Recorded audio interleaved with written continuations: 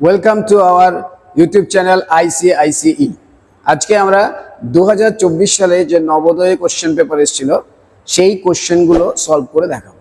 এই কোশ্চেনগুলো নেক্সট এক্সামের জন্য খুব ইম্পর্টেন্ট, কারণ প্রত্যেকটা কোশ্চেন যে প্যাটার্নগুলো দেওয়া হয়েছে সেই প্যাটার্নগুলো নেক্সট কামিং এক্সামগুলোতেও ফলো হতে পারে। চলো আমরা কোশ্চেন নাম্বার 1 দিয়ে শুরু করছি। কোশ্চেন নাম্বার 1, 31.7/16কে দশমিকে পরিবর্তন করলে কি হবে? এটা একটা বেসিক কোশ্চেন, প্রিভিয়াস নবোদয়ের অনেক এক্সামে এসছে। দেখো এখানে যখন দিয়েছে এই যে 31.7/16, আমরা শুধু এই জায়গাটার এই যে 7/16 আছে এই পার্টটারই আমরা দশমিকটা বের করবো, কারণ ওটা যেহেতু পূর্ণ সংখ্যা আছে তাই অ্যান্সার সবসময় 31 পয়েন্ট থেকেই শুরু হবে। তাহলে আমরা যদি এখানে দেখি 31 পয়েন্ট থেকেই শুরু হবে, যেইটা 31 পয়েন্ট দিয়ে নেই, যেমন ধরো 31.7/16 দেওয়া আছে, তাহলে 31 তো পূর্ণ সংখ্যা, তাহলে দশমিক পার্ট শুধু এই পার্টটা আসবে, তাহলে এই পার্টটারই দশমিক আমরা কনসিডার করব। এখন দেখো তুমি যদি অপশনগুলো চেক করে দেখো কোথায় কোথায় 31 পয়েন্ট নেই, যেমন দেখো এটাকে 31 পয়েন্ট নেই, তাহলে এইটা তো তোমার অ্যান্সার হবে না। এখানে 314 দেওয়া আছে, তাহলে 31-এর পরে হতে এটাও হবে না। তাহলে এইখানে একটা আছে আর এইখানে একটা আছে, এই দুটোর মধ্যে একটা অ্যান্সার হতে পারে। এবার সেটা আমরা এখানে এইটাকে কোড করেই আমরা দেখতে পারবো। তাহলে 7/16কে তুমি যেভাবে নর্মাল ভাগ করে দেবে 7/16, 16 দিয়ে 7কে যাচ্ছে না, তার জন্য একটা দশমিক দেবে, দিয়ে এখানে একটা শূন্য দেবে। তাহলে 3 × 16 = 48, 4 × 16 = 64, তাহলে 4 দিয়ে আসবে 64 দিলে। এবার বিয়োগ করলে কত আসবে? 6 আসবে। দশমিকের জন্য আসে কত? একটা শূন্য, তাহলে একটা শূন্য বসিয়ে দাও। তাহলে 3 × 16 = 48, 4 × 16 = 64, বেশি হয়ে যাচ্ছে তাই আমরা 3 নেব, তাই আমরা 3 × 16 = 48 করব। 48 করলে দেখো বিয়োগ করলে কত আসে? 12 আসে। তাহলে দশমিকের জন্য আরেকটা শূন্য আসবে, সেই শূন্যটা আমরা বসিয়ে দিলাম, এখানে 120 হয়ে গেল। এবার 16-র নামটা যদি করো দেখো 5 × 16 = 80, 6 × 16 = 96, 7 × 16 = 112, 8 × 16 = 128। তাহলে 8 হলে এক্সট্রা হয়ে যাচ্ছে, তাহলে আমরা কত নেব? 7। তাহলে 7 × 16 কত হলো? 5 × 16 = 80, 6 × 16 = 96, 7 × 16 = 112, সরি 112 নেব। 112 নিলে আমাদের বিয়োগ থাকছে 8, দশমিকের জন্য একটা শূন্য আসবে, তাহলে 5 × 16 = 80। তাহলে দশমিকের পরে এই পোর্শনটা থাকতে হবে, যেটা কিনা 0.4375। তাহলে 0.4375 সিতে আছে, তাহলে আমাদের অ্যান্সার হবে কত? C is the answer, correct answer. আরেকটা জিনিস আমরা করতে পারি, this is the very important question, 1/16 মানে কত? 1/16কে যদি আমরা পার্সেন্টেজে করি, সেটা দাঁড়ায় 6.1/4% বা 6.25। তাক এটা 6.25 যদি আমরা করি, এটাকে লিখতে পারি আমরা 6.25%, বা এটাকে লিখতে 0.0625। তাহলে 1/16 যদি 0.0625 হয়, উপরে দেখো 7 দেওয়া আছে, 7/16, তাহলে এখানে একটা 7 দিয়ে গুণ হবে, তো সেই 7টা আমরা এখানে ডাইরেক্ট গুণ করে এই অ্যান্সারগুলো পেতে পারি। তাহলে 1/16 যদি আমাদের মুখস্থ থাকে যে দশমিকে যদি কনভার্ট করা হয় 1/16কে, সেটাকে আমরা কি লিখবো? 0.0625। এবার আমরা এখানে দেখলাম 7 দেওয়া আছে, তাহলে আমরা 7 দিয়ে গুণ করে দেবো। 7 দিয়ে গুণ করে দেখো কত হয়, দেখো 5 × 7 = 35, 5 হাতে আছে কত? 3, 7 × 2 = 14 আর 3 হচ্ছে 17, 7 হাতে কত আছে? 1, 6 × 7 = 42 আর 1 = 43, 3 হাতে আছে কত? 4, 7 এর 0 0, তাহলে একটা 4। তাহলে আমাদের দেখো দশমিক ছিল 4টের পরে, তাহলে 4টের পরেই দশমিক চলে আসলো। এইভাবে আমাদের অ্যান্সার আসতে পারে। এবার ধরো এটা 7/16 জায়গায় তোমাকে 9/16 জিজ্ঞাসা করতে পারে, 11/16 হতে পারে। তো তোমার যদি মনে থাকে যে 1/16 কে যদি দশমিকে কনভার্ট করা হয়, সেটা হয় 0.0625, এটা আমরা মাথায় রাখার চেষ্টা করব। চলো next question, question number 2। Question number 2 কি বলছে? কোশ্চেন নাম্বার 2তে বলছে যে একটি বস্তু 2540 টাকা 2540 টাকা দিয়ে বিক্রি করলে যত লাভ হয়, 1850 টাকা দিয়ে বিক্রি করলে তত ক্ষতি হয়। বস্তুটির ক্রয় মূল্য কত? যখনই যত লাভ এবং তত ক্ষতি থাকবে, সেটাকে শর্টকাটে আমরা লিখতে পারি, দুটোকে যোগ করে 2 দিয়ে ভাগ করলে আমরা ক্রয় মূল্য পাই। এখানে কি কি দেওয়া আছে দেখো, 2540 প্লাস 1850, এটাকে যোগ করে 2 দিয়ে ভাগ করো, তাহলে তুমি ক্রয় মূল্য পেয়ে যাবে। তাহলে যদি যোগ করা হয় তাহলে কি দাঁড়ায় দেখো, 0 0 যোগ করলে 0 হয়, 5 আর 4 যোগ করলে 9 হয়, 8 আর 5 যোগ করলে 13 হয়, 13, 3 হাতে 1, 1 1 2 4, তাহলে 4390, একে 2 দিয়ে ভাগ করবে, করলে কত হবে? 2 2 4, 2 একে 2, 9 দুগুণে 18, 1 0 5 দুগুণে 10। তাহলে আমাদের অ্যান্সার হলো কত? 2195। 2195, এটা হচ্ছে শর্টকাটে যদি আমরা করতে চাই, তাহলে this will be hour answer. 2195 কোথায় আছে? বি তে আছে। এবার দেখো এইটা যত লাভ বলেছে, যত লাভ হয় তত ক্ষতি হয়। এটা যত লাভ না হয়ে দ্বিগুণ তিনগুণ এই ধরনের কোশ্চেনও আসতে পারে। সেই ক্ষেত্রে আমরা কি করব? আমরা এই জিনিসটাকে আরেকভাবে করতে পারি। ধরো এই যে অঙ্কে বলেছে 2540 টাকা দিয়ে বিক্রি করেছে, আমি এখানে 2540 টাকা দিয়ে বিক্রি করলাম, তাতে আমার লাভ হয়েছে। লাভ হলে কি হয়? কেনা দামের থেকে বেশি হবে। তাহলে আমি মনে করি কেনা দামটা এখানে আছে। তাহলে এটা যদি আমার কেনা দাম হয়, তাহলে আমার যেহেতু লাভ হয়েছে, তাহলে আমি কেনা দামের থেকে বেশি দামে বিক্রি করেছি, সেটা এখানে 2540 টাকা হিসাবে আছে। আবার বলছে দেখো 1850 টাকায় দিয়ে বিক্রি করলে তত ক্ষতি হয়। তাহলে আমি এখানে যখন বিক্রি করি, এখানে আমার একটু লাভ হয়েছে, সেটাকে আমি মনে করছি এক্স লাভ হচ্ছে। তাহলে আমি যখন পরের বার 1850 টাকায় বিক্রি করলাম, তাহলে আমার কি হচ্ছে? ক্ষতি হচ্ছে। কত ক্ষতি হচ্ছে?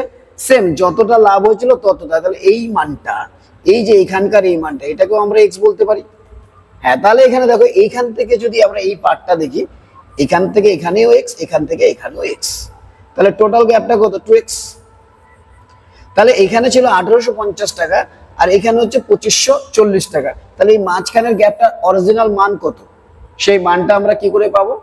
এইটা থেকে যদি আমরা এটাকে বিয়োগ করি, তাহলে আমরা লিখতে পারি 2540 বিয়োগ করে দাও 1850। তো বিয়োগ করলে কত পাচ্ছি? 0, 5 হলে 9, 8 আর 1 9, 14 কে 14 ধরলে 9 হয়, হাতে 8 9, 9 6 হাতে 1, তাহলে 690 টাকা। তাহলে 2x মানে হচ্ছে আমাদের 690। তাহলে প্রশ্ন হবে x কত হবে? 690 কে আমরা 2 দিয়ে ভাগ করব। ভাগ করলে কত পাচ্ছি? 3 দুগুণে 6, 4 দুগুণে 8, 5 দুগুণে 10, তাহলে 345 টাকা। তাহলে এখানে প্রশ্ন হবে এই x এর মান কত? 345 টাকা। এই x এর মান কত? 345 টাকা। এবার আমাকে কিন্তু জানতে চেয়ে যে কেনা দাম। কেনা দাম যদি তুমি দেখো, এই দামে বিক্রি করাতে আমার এইটুকুনি লস হচ্ছে। তাহলে আমার কেনা দাম পেতে গেলে যেটা কম মূল্যে বিক্রি হয়েছে তার চাইতে বেশি হবে। কত বেশি হবে? এক্স বেশি হবে। আবার এটাকে যদি আমরা এই দিক দিয়ে কনসিডার করি, যত 2540 টাকায় বিক্রি করাতে আমার এত টাকা লাভ হচ্ছে, তাহলে লাভটাকে যদি বাদ দিই, তাহলে আমি কেনা দামটা পাবো। তাহলে আমরা এখানে 1850-এর সাথে 345 জুড়ে দেবো। 345 জুড়ে দিলে আমাদের অ্যান্সার কত হচ্ছে? 5, 9, 8 আর 3 11, 1 হাতে আছে কত? 1। তাহলে একে একে 2, 2195 টাকা, যেটা আমরা আগের অ্যান্সারে পড়ছি। তাই আমরা কি করব এখানে? যদি সবসময় মনে রাখবে যত লাভ আর তত ক্ষতি দেয়, যত লাভ তত ক্ষতি দেয়, যদি কেনা দাম চায় দুটো যোগ করে 2 দিয়ে ভাগ করে দেবো। তাহলে দুটো প্রসেসে আমরা কোশ্চেনটা করে দিলাম। এবার চলো নেক্সট কোশ্চেন। যদি a বাই b একটি ভগ্নাংশ হয়, যেখানে a equal to b minus 3 এবং a plus 10 by b minus a by b equal to 10/7, তবে a বাই b হবে কত? এই কোশ্চেনটাতে দেখো আমরা কিন্তু এই জিনিসগুলো জানি।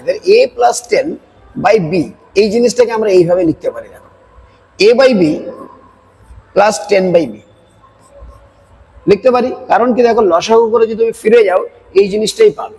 দেখো আমি আবার ফিরে যাওয়ার চেষ্টা করছি, বি লসাগু, তাহলে এটা এ হয়ে গেল প্লাস 10, তাই নয় কি? তাহলে এইখানে যদি তুমি কোশ্চেনটাতে দেখো, এই কোশ্চেনটাতে কি বলেছে? A plus 10 by B minus A by B equal to 10/7। তাহলে আমি যদি এটাকে, এখানে একটা এ বাই বি আছে, এখানে একটা এ বাই বি, এবং এ বাই বিটা মাইনাসে আছে। তুমি দেখবে বিভিন্ন কোশ্চেনের সময় এরকম দেবে, যেগুলো কিনা তোমার দেখার জন্য দেওয়া হয়। তুমি এই জিনিসটাকে এইভাবে লিখো, যদি a by B plus 10 by B equal to minus a by B equal to 10/7। তাহলে দেখো এই পোর্শনটার এই পোর্শনটা কেটে যায়। এই দুটো পোর্শন যদি কেটে যায়, আমরা লিখতে পারি 10 বাই বি সমান সমান 10/7। তাহলে আমরা এদিকে এদিকে কেটে দিতে পারি। তাহলে বি এর মান দাঁড়ায় কত? 7। তাহলে বি এর মান যদি 7 হয়, আমার এখানে একটা অপশন দিয়েছে যে এর মান কত হবে। এর মান কিসের উপর নির্ভর করে? বি এর উপর নির্ভর করে। তাহলে আমরা এখান থেকে এর মান পেতে পারি a equal to B minus 3, যেখানে বি এর মান কত পেয়েছি আমরা? 7। তাহলে 7 মাইনাস 3, অ্যান্সার হবে কত? 4। এবার আমার অ্যান্সারে চেয়েছে a by B, a by B চেয়েছে। আচ্ছা a বাই b বলতে a এর মান কত বের করেছি আমরা? 4 বের করেছি, তাহলে উপরে 4 বসিয়ে দাও। b এর মান কত আছে? 7, তাহলে 7 বসিয়ে দাও। তাহলে অ্যান্সার কত হলো? 4/7। এবার দেখো তুমি যখন কয়েকবার প্র্যাকটিস করবে এই ধরনের কোশ্চেনগুলিতে, তুমি দেখে বুঝতে পারছো এই পোর্শনটা কেটে যায়, তাহলে এখানে 10/b আর 10/7 সবসময় থাকবে। তাহলে 10 কেটে যাবে, b এর মান 7 হবে। তাহলে b এর মান যদি 7 হয়, তাহলে আমরা আরামসে বসিয়ে দিতে পারি a বাই b, যে b is 7 আর a এর মান হচ্ছে b minus 3। তাহলে b minus 3 মানে 7 minus 3, তাহলে 7 minus 3/7 দ্যাট ইজ 4/7। তাহলে এইভাবে আমরা এই কোশ্চেনটা সলভ করতে পারি। চলো নেক্সট কোশ্চেনে যাই। একটি বর্গের প্রতিটি বাহু 3 ভাগের 1 ভাগ হয়ে যায়, তবে বর্গটির ক্ষেত্রফল কত হবে? আমরা জানি বর্গক্ষেত্রের ক্ষেত্রফল কিভাবে পাই? যে যা বাহু হয় তার স্কয়ারে পরিণত হয়। তাহলে দেখো যদি বর্গক্ষেত্রের বাহুটাকে আমি মনে করলাম 1, তাহলে তার ক্ষেত্রফল কত হবে? 1 স্কয়ার। কিন্তু যদি সেটা 1/3 হয়ে যায়, তাহলে এটাই তো বাহুর মান, তাহলে বাহুটাও স্কয়ার হয়ে যাবে। তাহলে 1/3 স্কয়ার কত? 1/9। তাহলে মেইন যদি 9 থাকে, এখন হয়ে গেছে 1, অর্থাৎ 9 ভাগের 1 ভাগ। 9 ভাগের 1 ভাগ কোথায় আছে? এইটা। তাহলে আমাদের ক্ষেত্রফল কত হবে? 9 ভাগের 1 ভাগ হয়ে যায়। খুব সিম্পল কোশ্চেন। এবার এটা তো আমাকে প্রশ্ন দিতে পারে যদি অর্ধেক হয়ে যায়, তাহলে হাফ হয়ে যাবে। হাফ যদি বাহু হয়ে যায়, বাহু আর ক্ষেত্রফল হলে কি হবে? স্কয়ার হয়ে যাবে। তাহলে 1/2 স্কয়ার কত? 1/4। তাহলে 4 ভাগের 1 ভাগ হয়ে যাবে। তাহলে এই ধরনের কোশ্চেন তোমাদের আসতে পারে। নেক্সট কোশ্চেন 5 নম্বর। একটি আয়তাকার জমির প্লটের ক্ষেত্রফল 616 বর্গমিটার। ক্ষেত্রফল কত বলেছে? 616 বর্গমিটার, এবং প্রস্থ দিয়ে দিয়েছে 22 মিটার। এবার জমিটির 4 ধারে বেড়া দিতে, এখানে একটা লাইন দিয়েছে দেখো, 4 ধারে বেড়া। 4 ধারে বেড়া দেওয়া মানে কি বোঝায়? পরিসীমা বোঝায়। কারণ দেখো এই ধরে একটা ক্ষেত্র আছে, তার যদি 4টে ধার হয়, ধরো এই একটা বেড়া দিতে হবে। বেড়া তো এরকম লম্বা হয়, লাইন হয়, তাহলে আমাদের কি লাগবে? পরিসীমা। তাহলে পরিসীমা বের করার নিয়ম কি আমরা জানি? 2 ইন্টু দৈর্ঘ্য প্লাস প্রস্থ, অর্থাৎ দৈর্ঘ্য প্লাস প্রস্থ যোগ করতে হবে, সেটাকে ডবল করে দিতে হবে। তাহলে এখানে দেখো, যদি আমরা জমির ক্ষেত্রফল কিন্তু বলে দিয়েছে 616 বর্গমিটার, আর প্রস্থ বলে দিয়েছে 22 মিটার। এবার আমরা দৈর্ঘ্যটা বের করতে পারি, কারণ প্রস্থ পেয়ে গেছি, দৈর্ঘ্যটা দরকার। আর দৈর্ঘ্য পাওয়া যায় কিভাবে? আমরা জানি দৈর্ঘ্য প্লাস প্রস্থ ইন্টু 2 মানে 2 ইন্টু দৈর্ঘ্য প্লাস প্রস্থ পরিসীমা হয়, আর দৈর্ঘ্যের আয়তক্ষেত্রের ক্ষেত্রফল সমান দৈর্ঘ্য ইন্টু প্রস্থ হয়। এখানে দেখো দেওয়া আছে ক্ষেত্রফল কত? 616, আর প্রস্থ দেওয়া আছে কত? 22 মিটার। তাহলে আমার দৈর্ঘ্য বের করতে হবে। আমরা জানি দৈর্ঘ্য গুণ প্রস্থ সমান সমান কি হয়? ক্ষেত্রফল হয়। আর এখানে দেওয়া আছে, কিন্তু এখানে তোমাকে দেখো প্রস্থর মানটা দেওয়া আছে। কত দেওয়া আছে এখান থেকে? দেখো 22। তাহলে আমরা যদি দৈর্ঘ্য বের করতে চাই, তাহলে কি হবে? 616কে আমরা 22 দিয়ে ভাগ করব। এবার 22 দিয়ে ভাগ করলে দেখো তোমাদের দেখছো এটা 2 দিয়ে যায়, 11 দিয়েও যেতে পারে, আর যারা পারবে একবারও করে দিতে পারে। আমি 11 দিয়ে ভাগ করে দিয়েছি। 11 দুগুণে 22, 5 11 55, 6 পরে থাকছে, 6 11 66। তাহলে 2 দিয়ে কাটলে এটা কত? 28। তাহলে দৈর্ঘ্য কত পেলাম? 28 পেলাম। তাহলে আমার যদি 4 ধারে বেড়া দিতে হয়, এই লাইনটা 4 ধারে বেড়া মানে কি? পরিসীমা লাগবে আমার। তা পরিসীমা আমরা কিভাবে পাই? 2 ইন্টু দৈর্ঘ্য প্লাস প্রস্থ। 2 ইন্টু দৈর্ঘ্য প্লাস প্রস্থ, এটাই তো পরিসীমা হয়। তাহলে এখানে দেখো 2, দৈর্ঘ্যের মান আমরা বের করেছি, কত বের করেছি? 28। আর প্রস্থর মান কত দেওয়া আছে? এখানে কোশ্চেনে দেওয়া আছে 22। তাহলে আমাদের পরিসীমা হলো 2 ইন্টু 28 আর 22 যোগ করলে কত হয়? 50 হয়। তাহলে 2 ইন্টু 50, অর্থাৎ আমাদের পরিসীমা লাগবে 100, অর্থাৎ আমাদের বেড়া লাগবে 100 মিটার লম্বা। এবার অঙ্কে বলেছে প্রতি মিটারে 7.5 টাকা খরচা হয়। তাহলে 1 মিটারে যদি 7.5 টাকা খরচা হয়, তাহলে 100 মিটারে কত হবে? তাহলে আমরা 100 দিয়ে গুণ করে দেবো। তাই আমাদের টোটাল খরচা দাঁড়াবে 7.50 ইন্টু 100। তাহলে অ্যান্সার কত হবে? 750 টাকা। 750 টাকা। তাহলে আমাদের অ্যান্সার 750 টাকা কোথায় আছে? দেখো অপশন ডি তে আছে।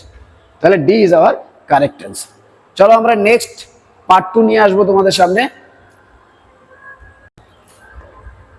দেখো